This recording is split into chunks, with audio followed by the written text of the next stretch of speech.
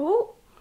So this video calls for tea, but it is 4:30 p.m. on a Wednesday, so we are having a no alcohol beer. This is a lower beer. Would really recommend if you miss Desperados. I miss the sweet, sweet taste of Wetherspoons after a 4:30 to 8:30 p.m. shift in Topshop on a Thursday. Also, cheers to Sober October. We are a week in.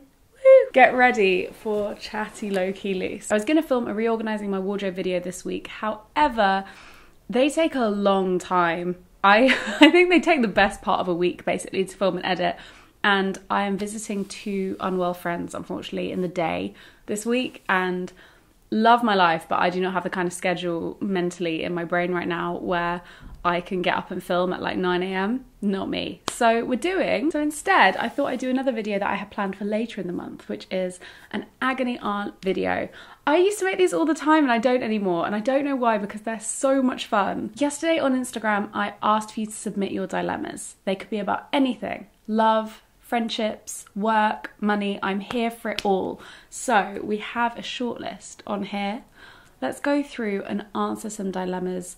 I'll share my wisdom with you. In my big 26 years of age, I'm sure I've got something that I can help you with. Lucy from the future here. Hi. Please subscribe if you have not already, and give this video a like. It helps me a lot in the algorithm. It would be greatly appreciated. So the number one thing that kept coming up, this isn't a direct quote specifically, but I had this across many questions, was should I move and take a risk? They came in various forms. Should I move and leave my boyfriend and my family? Should I move and jump into this new opportunity even though I'll miss home? A lot about moving. So I think your 20s and a lot of your 30s, assuming you have no dependents, are mainly about exploring and pushing yourself to try new things and grow in depth as a person. It's about embracing the unknown, and a lot of the time that can be enabled by doing a big move or a big life change in some respects. And no matter where you are in the world, we've just had a year and a half of lockdowns. Some of you are still in lockdown. I'm so sorry. I hope you're okay.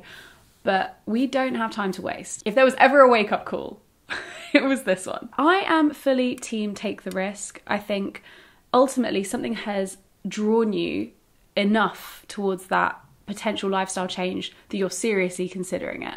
Like most people, if you say to them, oh, I want to move to Madrid, they'll be like, why? No. There's nothing bringing them to go and make that big change. But if some gut feeling is pulling you towards making that life change, then I think maybe your gut is trying to tell you something. Maybe it is for the best. I also think if you're really nervous about it, put a time limit on it. Give it a time frame. How long are you going for? You don't have to go for the rest of your life. You could just say a year or 2 years or even 1 month. If that's what you need, then put a time on it and it makes it seem a lot less scary. In terms of the long distance stuff, because I know a few people were worried about leaving their significant others and also family and friends, I think a big part of that is making sure you know when you're going to see them again, where you can. Obviously, we're in a very different period of life right now, but where possible, working out if you need weekly Zoom calls to feel connected to them. Do you need to know you're seeing them every 2 months, 3 months? Stuff like that. Have deadlines you're kind of building down to as opposed to up to. The most successful long distance relationships I've seen always had a timer on for when they were next going to see each other. They'd book things in advance, they'd be prepared, so they were never going too long without a goal in mind of when they would next see each other. Obviously, again, I know it's not entirely realistic right now, but if you can, anything, even if you know when the next Zoom call is, even if you know when the next time you'll see each other, even if it's in 2 years, at least have it as a date in the diary. I'm absolutely burned out with what I thought was my dream job in film. Should I quit? I can't tell you how many questions I had that were like this. This was by far a flavour of the most asked question. People using the word burnout all through my DMs. And first of all, I know that feeling when you get something and it isn't what you expected it to be, and it is soul crushing. And I'm so sorry you're experiencing that. I also saw a lot of people who were having the opposite, which was, do I make the jump into my passion? And they're fearing what you're experiencing. And yeah, I get where the fear comes from, and I can't empathise enough with that feeling of just disappointment. There's 2 ways I would look at this. First is, was it actually your dream anyway? You say your dream job is in film, but it's the most unrewarding thing you seem to have done. You are burnt out, you are tired, you are stressed. And I imagine that's coming with a lot of physical and mental health problems as well. Is that what a dream job looks like to you? I think we kind of need to reframe what we think of as a dream job. If your dream job is destroying you, that's a nightmare job. I think it's worth going back to the drawing board and breaking down what the dream job was to you. You say it's your dream job in film. Is it just that you were working in film? Is it your role in particular that you wanted, or was it a different role that you wanted? Is there another way to get that role? Is the industry toxic? That is a very real thing. Is there another way that you can kind of work towards going back into the industry? Maybe as only part of your job. Maybe you have a job that works in entertainment as a whole and a part of it's in film. Is there, like, what is the actual dream? What was the dream? Because from the sounds of things, whatever the dream was, you're actually not experiencing. You've maybe gone in as a production assistant, you're working 15-hour days. Was your dream job 15-hour days? I don't know. I would almost do a journaling exercise. I would dig deep into what it was you were looking for in your dream job. It might not have even been the industry at all. It might have been a set of characteristics about your job that you thought was possible in that industry or that role because it's been heavily glamorized, or it was something you thought existed, but now you're in it, it turns out it doesn't really exist. And then I'd look at that and use that as evidence and a big learning experience to inform you about where you go next and what you really want to achieve from your work. Which leads me on to my second point, which is there a need for a dream job anyway? My sister and I were having dinner the other day and we were talking about this, and she said, I don't see my job as where I'm going to get my soul fulfillment from. The job will create the fulfillment in other areas of my life. Rowan was saying that the job is a tool to create fulfillment in your life in other areas, and that's how she's seeing it right now. And your job can fulfill you in different ways. So for example, your job can have an amazing maternity package, and you know one of your life goals that is going to be endlessly fulfilling to you is having kids. A job can be a tool to get you to where you want to be in your life. It doesn't have to be your life itself. So I'd encourage you to reframe your work in those two ways. Just take a step back and then see if there are any learnings you can take into where you go next. I would also say, I am maybe not the best person to ask about this because I have had the same job for 5 years, I'm self-employed, and I'm a content creator. I've had a very, very unconventional work life. I'm single at 21. Is it me? How do I date? I think it's absolutely bizarre, and I think it's a pressure mainly put on by the generations that came before us, that you have to date when you're in your teens. I didn't date at all in my teens.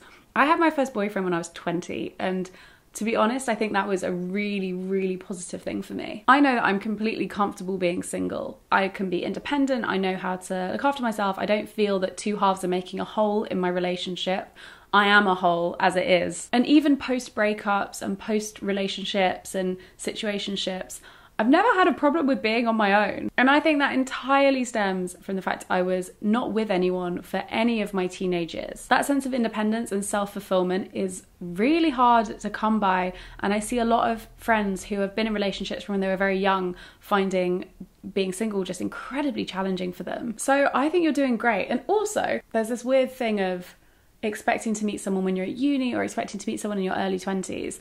When we're not really fully developed as people yet. And unfortunately, as you grow and age with people, you end up learning a lot of stuff about them, and sometimes that stuff you didn't necessarily want to know. Sometimes that's stuff that isn't great. In your 20s and 30s, you're so far away from those experiences that shaped you as a teenager and as a child. You're often quite far away from those influences as well, like your parents or your siblings, or even the town you grew up in. And so you are blossoming, you're blooming. And some people bloom in different ways than you would expect. And some people I know who've met their life partners later down in their 20s and 30s have had much easier, I would say, I was going to say more fulfilling, but easier relationships, especially when they hit rocky patches, because they are actually more aligned. No one's going to turn around and do a 180 and do a massive change, you know? They kind of, people know who they are, they're more comfortable in who they are, they're on the trajectory they want to be on, or they're aiming towards what they want to be on trajectory-wise. And people are just more mature, they're more developed. So if you're sitting there being like, oh, I'm 21, I'm 22, I'm 19, and I haven't met the one yet, don't even stress about it. Like, you have so much time. Imagine getting in a relationship with someone on your first week of uni, you're 18, and then 5 years down the line, you're 23, you suddenly have a moment where you're like, oh God, this isn't working because we're completely different people. This person has had a trajectory that is completely different to what I thought they were going to have. And it doesn't necessarily mean one person's wrong or one person's right, but it can lead to some really painful experiences. I would say don't rush it. And maturity is so important for relationships, and emotional maturity as well. If you are straight, God, men do not emotionally mature for so long. Like so long. You're lucky you're not fighting that battle yet. How do you motivate yourself to keep a regular work schedule when you're self-employed? I'm struggling. Great question. I've had many highs and many lows while being self-employed when it comes to motivation and scheduling. My most productive was when I had the least schedule. When I actually deep it, think about it, that's terrifying. The important thing to take away from that is that productivity does not correlate with organization or structure. Sometimes they happen well together, but it's not always the case. And I think we're in a really weird, narrow field of understanding of productivity, and like hustle culture and girl boss culture has all influenced that. But ultimately, what works for you works for you. I would recommend trying to create some routine and start some routine. And that for me has always had a baseline or a foundation of a sleep schedule, getting to bed at a regular-ish time and waking up at a regular-ish time, whatever that is for you. That could be 2 a.m. and 10 a.m. You know, it doesn't have to be conventional, but having your body kind of working in a body, like a regular body clock, has always been something that really helps me, and eating at regular times as well. But I'd say ultimately we're striving for an ideal that only exists for like 20% of the population, and that's fine. I'm not an overachiever. I am not a productivity queen. Everything I've learned about organisation and self-motivation has not been from a natural place. I've really had to learn it. And some days I'm bad, some weeks I'm bad, some months I'm really bad. And it's about going back to basics, for me at least, and working out where the problem points are, stripping everything back and trying to rebuild again from the basics. Don't try and do too much at once. How do I cope with everyone having expectations of me in my 20s, e.g. get a sensible job? There are so many grown adults out there who didn't do what they wanted to do when they were younger, and they regret it. And now they have all the money in the world to pursue their hobbies, but they've maybe missed a particular boat to, let's say, have the dexterity in their fingers to use their piano skills to then become a professional pianist, or the overall health and fitness to be a master at golf. There are certain things that you should do while you're young and you should pursue while you're young. You can make up for it with the boring jobs in time if it doesn't work out for you, but I would absolutely pursue the thing that gets you going, like gives you drive and interest and passion when you're younger, and just ignore the haters. Like, your parents aren't living your life, and a lot of their fear and distrust of what you're going to be doing, maybe they weren't able to pursue what they wanted to do, or they had hurdles along the way, either, you know, through being discouraged as well, or through things that were completely out of their control, or even worse, things that were in their control. That would create a lot of resentment within me if I watched people doing something that I had wanted to do for so long, but I'd stopped my own self. So yeah, my advice is just to ignore them, basically. That was a really long-winded way of getting to that. Also, I'm aware that it might sound like I was contradicting myself from the question before about your whole life not having to be your job, but I think it's worth pursuing your passions and then finding out if it's for you. What is the worst advice you've been given about living in your 20s? The worst advice I've been given about my 20s is to start wearing eye cream. Eye cream is not going to be the miracle cure-all that you think it is. It's not going to stop your wrinkles. SPF is. Keep your skin hydrated, keep it moisturised, and wear SPF every day. I keep leaning over here. I should really try and sit up a bit. Getting a bit casual. I know my friend has feelings for me, and I like everything about him, except that I don't find him super attractive. Should I ask him out anyway? No. If you like his personality that much and you're still not attracted to him, then it's a no. You don't actually fancy him, because you would by now if he was that funny and that cool. I would follow your gut and dodge this one, because this person makes a great friend to you and you don't risk ruining the friendship, while also you might find someone who is all of those characteristics and you find them attractive somewhere on the horizon. Imagine if you were in this relationship where you'd learned to find someone attractive and then you came across someone you actually found very attractive. That would be a complicated, difficult situation to get out of, so don't get yourself in it in the first place. Okay, I have a final question. These are all very heterosexual. Do I ask my new boyfriend about his exes? I am curious, but I don't want to overstep. I've always thought it was weird when talking about exes is ruled out of a relationship really early on, or at all really.